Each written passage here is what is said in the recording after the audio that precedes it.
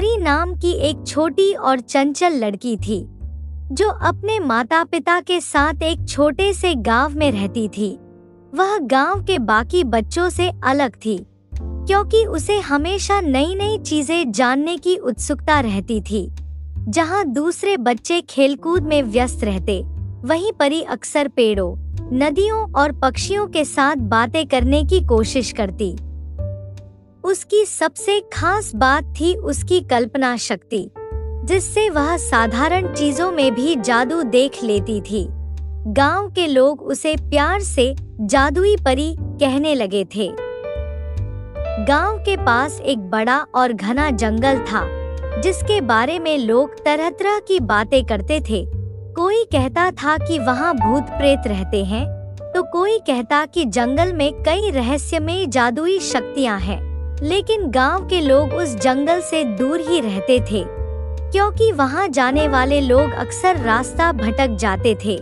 परी ने भी बचपन से जंगल की इन कहानियों को सुना था, लेकिन उसके मन में डर के बजाय उस जंगल को जानने की जिज्ञासा थी। एक दिन परी अपने घर के पास बैठी थी जब उसे जंगल के भीतर से एक चमकदार रोशनी दिखी। वह हैरान हो गई और उसकी जिज्ञासा और भी बढ़ गई। बिना किसी को बताए वह जंगल की ओर चल पड़ी।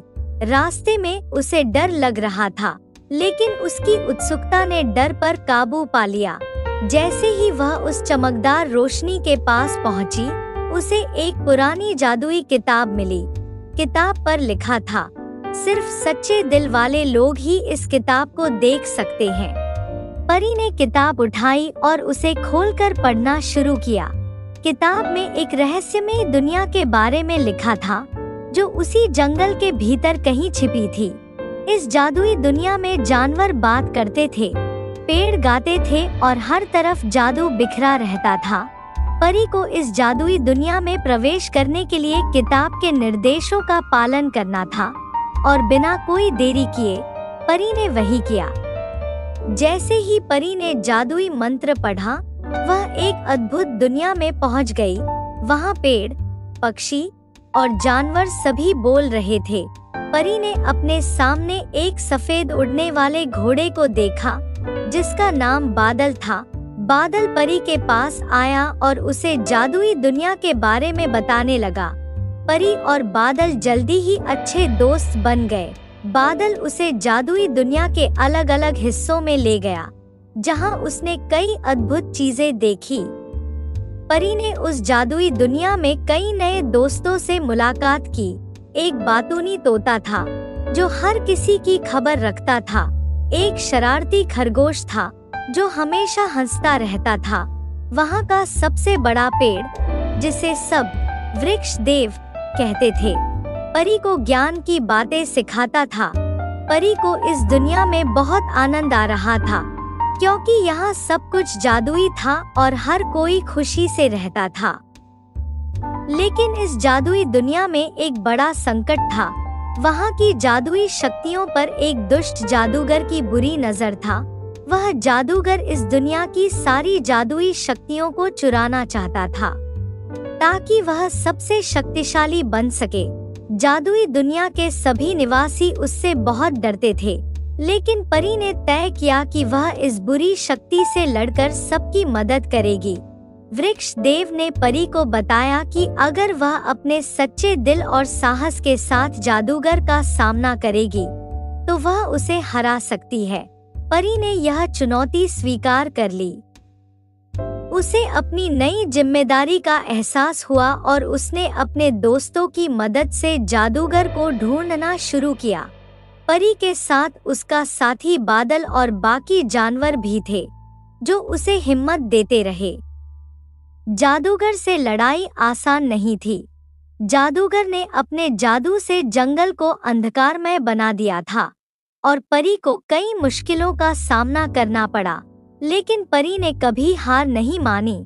उसकी सच्चाई और अच्छाई ने उसे ताकत दी। अंततः वह जादूगर के जाल में फंसने की बजाय उसे मात देने में कामयाब रही।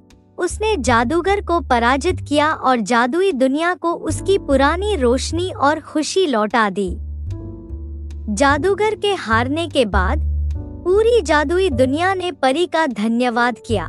वृक्ष देव ने उसे विशेष आशीर्वाद दिया, जिससे वह न केवल इस जादुई दुनिया की रक्षक बन गई, बल्कि उसके पास असाधारण जादुई शक्तियां भी आ गईं।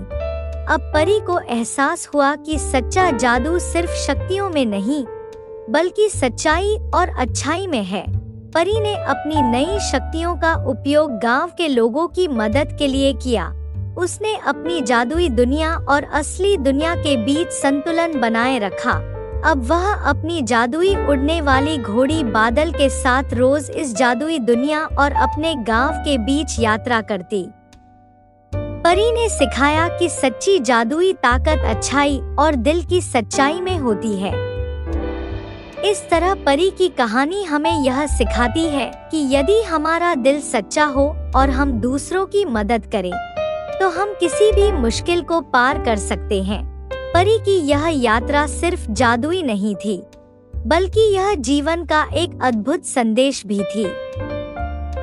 अगर आपको वीडियो अच्छी लगी हो तो वीडियो को लाइक, कमेंट, शेयर और चैनल को सब्सक्राइब और बेल आइकन दबाना न भूलें।